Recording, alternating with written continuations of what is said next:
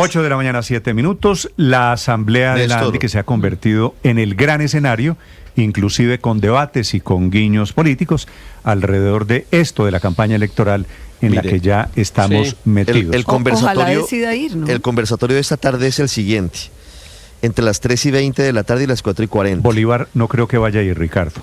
Pues ojalá venga, más que los puentes tendidos, todo. Es favorable mire, aquí lo que importa es la opinión del presidente. Néstor, cuando él dice sí, pues claro, las bases, quiere decir la opinión del presidente. Vicky Dávila, Juan Manuel Galán, Paloma Valencia, Aníbal Gaviria y Gustavo Bolívar.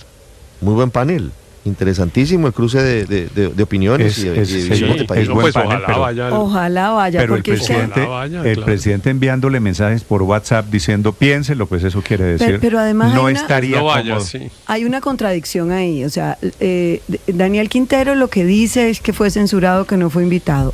Gustavo Bolívar sí fue invitado, lo quieren escuchar y entonces él va a decir que no. O sea, me parecería que precisamente debe marcar la diferencia mostrando que puede escuchar posturas y opiniones distintas, que puede proponer y que puede ser la persona que convoque otros sectores y no solamente los radicales. Es que se volvió el tema de que si tiene relación con Petro es mal visto. No, de pronto hay gente del sector del petrismo que también puede tener una relación civilizada con el mundo empresarial. Pues ojalá, además, ojalá todos lo pudieran tener. Es que el problema es que justamente no la tienen. El presidente Petro, como yo decía hace un rato, pues dice que el doctor Bruce McMaster lo invitó varias veces a un acuerdo nacional y que en cambio y ahora no lo invita a él ni al doctor Quintero.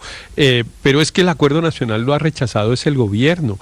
Efectivamente, el sector empresarial y algunos sectores políticos siempre estuvieron dispuestos a buscar un acuerdo y además, bueno, la ANDI, ni qué decir, aquí alguien lo recordaba ayer, creo que la ANDI fue muy significativa para la aprobación de la última versión de la reforma laboral de la que tantas pecho saca el presidente Petro, y también en su momento en relación con la reforma tributaria la actitud de la ANDI y del doctor McMaster en particular fue muy significativa para facilitar la aprobación por allá a finales del 2022 de esa reforma. Pero a mí sí me parece muy mal, digamos, que el gobierno, y me refiero al gobierno porque aunque el doctor Bolívar es el invitado, pues la verdad es que si él no va, está atendiendo instrucciones del gobierno y que el gobierno pues crea que lo consultó con el presidente. Si no va, quiere decir que el gobierno se crea de la Casa de Nariño de que no vaya. Claro, por supuesto, pero que el gobierno se crea primero con el derecho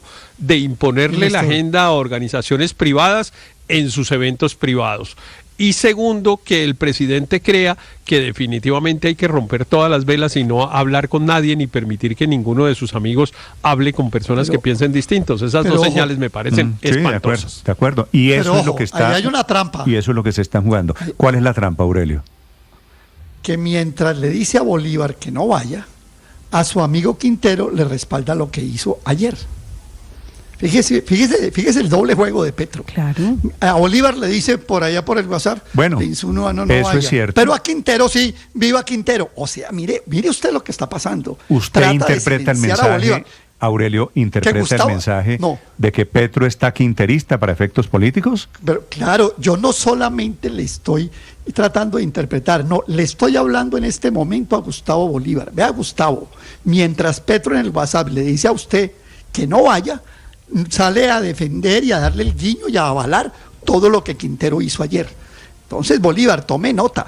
Petro no es amigo de su candidatura, es amigo de la de Quintero. Bueno, eso lo debe estar evaluando Gustavo Bolívar, que ustedes lo acaban de escuchar, dijo que está mirando a ver si no va o no va. Pero además sus credenciales petristas son indiscutibles. Fue su candidato a la alcaldía de Bogotá, fue su director del Departamento de Prosperidad Social. O sea, es indiscutible que Gustavo Bolívar es petrista si lo que pretende el presidente Petro es que con su ausencia afiance esas credenciales.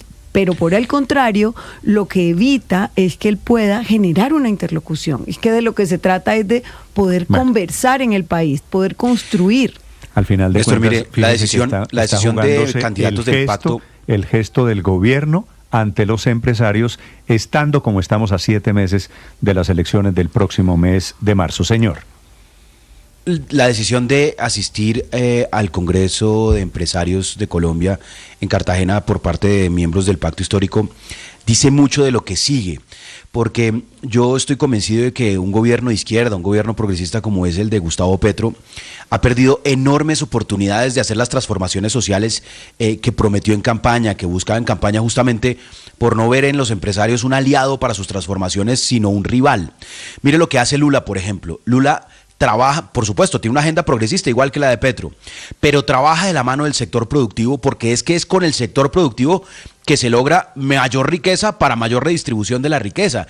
Es con el sector productivo con el que se hace la transición energética. Es con el sector productivo con el que se hacen la reforma agraria, porque si el campo no produce, pues no sirve de nada para los campesinos tener más tierra. Es decir, entender que uno puede tener una ideología de izquierda, tener unas convicciones progresistas, sociales, y que eso no riñe en lo más mínimo con trabajar de la mano con el sector privado, con los empresarios, es un gran desafío que tiene que asumir la generación que le sigue a Gustavo Petro, porque Gustavo Petro lamentablemente no lo entendió. Para quienes no lo saben, ahora que usted menciona a Lula, la gran noticia en Brasil esta semana es que Lula anunció $5.000 millones.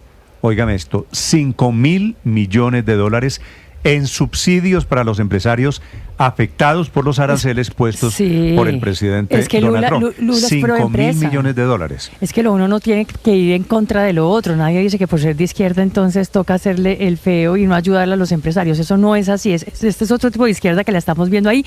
También Claudia Sheinbaum está ayudándole y dándole una mano muy importante a todo el sector productivo mexicano, Néstor. Pero quiero decirle dos cosas.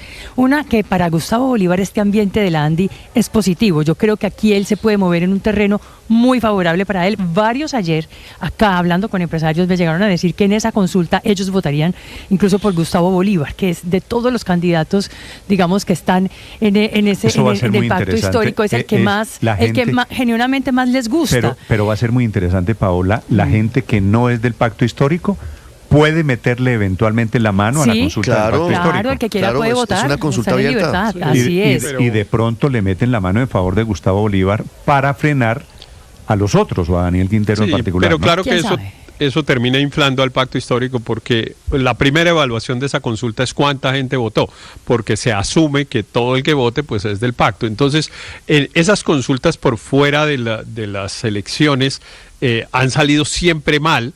Y falta ver esta vez si se repite la historia, porque han salido siempre mal porque vota muy poquita gente. Usted recuerda, por ejemplo, en el año 2018... Y a los incumbentes, a los miembros Claro, pero del usted partido. recuerda que en el año 2018 una consulta del Partido Liberal entre Humberto de la Calle y Juan Fernando Cristo, y votó muy poca gente, y eso prácticamente acabó con la candidatura de la Calle en las siguientes elecciones. En la primera vuelta pues sacó muy poquitos votos y el resultado tenía mucha relación con el sentimiento de derrota que generó que en la consulta votara tan poca gente. Entonces yo creo que el pacto aquí se le va a jugar mucho a sacar muchos votos, entre otras cosas. Recordemos que a diferencia de lo que ha pasado otras veces. Le pongo un ejemplo. Yo no soy votante del pacto histórico. Yo me llamo Pepito Pérez. ¿Podría votar en la consulta del pacto histórico?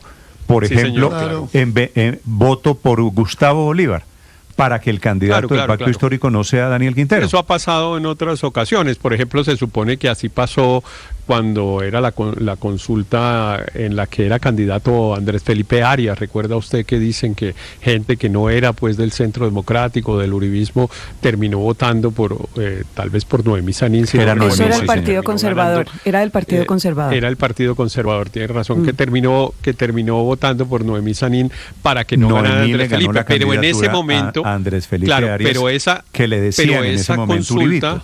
Néstor. Pero esa consulta coincidía con la elección de Congreso, entonces votaba mucha gente y todos íbamos a votar pues por otros candidatos, por otras cosas para el Congreso, y pues sí, probablemente algunos votaron en esa consulta sin ser del Partido Conservador. En este caso, además, la consulta del Pacto Histórico tiene una particularidad, y es que hay también consulta de candidatos al Congreso, porque esa votación define el orden de la lista que va a presentar presentar cerrada el pacto histórico en la elección de marzo. Entonces se van a movilizar las organizaciones y ahí no estoy muy seguro, digamos, que esa posibilidad de que personas de fuera le metan la mano sea probable. Néstor, hay datos concretos sobre estos resultados de consultas. Mire, en el año 2010 hubo una consulta doble el mismo día, una del Partido Liberal que enfrentaba a Rafael Pardo, Aníbal Gaviria y Alfonso Gómez Méndez. Esa consulta sacó 982.000 votos, perdón. Y la consulta del Polo, en la que se enfrentaban Carlos Gaviria y Gustavo Petro, y la derecha, el santismo, le metió la mano a favor de Gustavo Petro, y ese resultado fue de que Petro sacó 216.000 votos y le ganó a Carlos Gaviria por 20.000, o sea que sacó cerca de 190.000.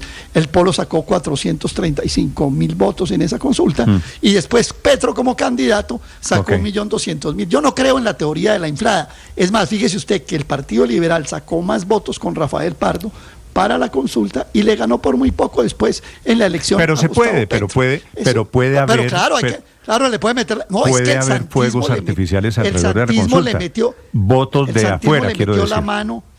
El santismo le metió la mano a favor de Petro para hundir a Carlos Gaviria. Es que no se le olvide usted que en el 2010 era Santos el candidato del uribismo, y entonces el santismo le metió la mano a Petro para hundir a Gaviria, que había sacado en el 2006. En ese momento no existía el santismo, hombre. Votos. En ese momento, ¿qué santismo? En ese momento pero Santos yo tampoco era... creo que, porque cuando uno decide coger un tarjetón de una consulta, solo puede coger uno. Si la única consulta posible es la del pacto histórico, pues es casi que una invitación para que todo el que quiera, aunque no sea del pacto histórico, vote. Usted o yo podemos hacerlo de acuerdo. En octubre Mara Consuelo por ahora solo ha levantado la mano del pacto histórico diciendo que va a ser una consulta. Entre otras cosas. Entonces, al no tener que escoger una consulta de otro sector político, pues la invitación a que todo el mundo participe en la del pacto histórico es muy amplia, con lo cual nuevamente la recomendación a Gustavo Bolívar es: vaya hoy a la Andi,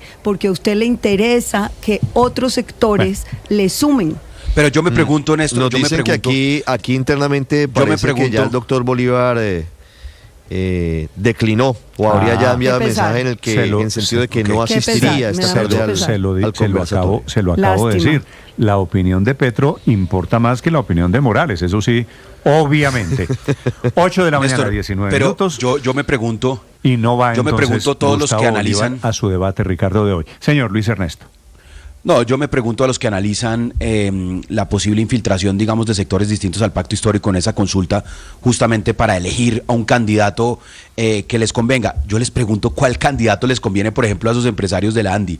¿Por quién votan? ¿Por Susana Muhammad? ¿Por quién votan? ¿Por Carolina Corcho? Pero yo sí creo.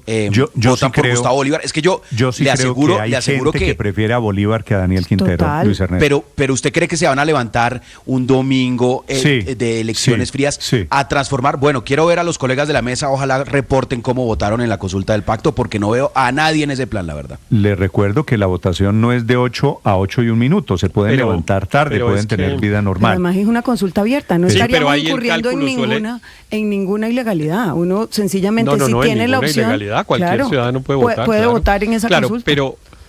Pero es que ahí los cálculos son bastante inciertos, porque suele haber un cálculo que es votar por el peor. Es tratar no de que gane el mejor, que en este caso aparentemente por la conversación que ustedes están llevando es Gustavo Bolívar, sino el peor, porque con el peor uno pues compite con uno más malo y garantiza su triunfo. Entonces, digamos, ¿qué le conviene a los sectores no petristas? ¿Que Quintero sea el candidato o que no? En mi opinión, le conviene a los sectores no petristas que Quintero sea el candidato, porque yo creo que Quintero es un mal candidato por muchas razones. Primero, genera mucho rechazo en sectores no petristas, y al interior del petrismo, los más doctrinantes, los más, llamémoslos, históricos de la izquierda, pues saben que él no es un candidato de izquierda, que no representa las ideas de izquierda y no le tienen confianza. Entonces, esos tampoco van a votar por Quintero en la primera vuelta, aun si Quintero gana la consulta. Entonces, no estoy seguro cómo sería el cálculo. Tengo un par de noticias de última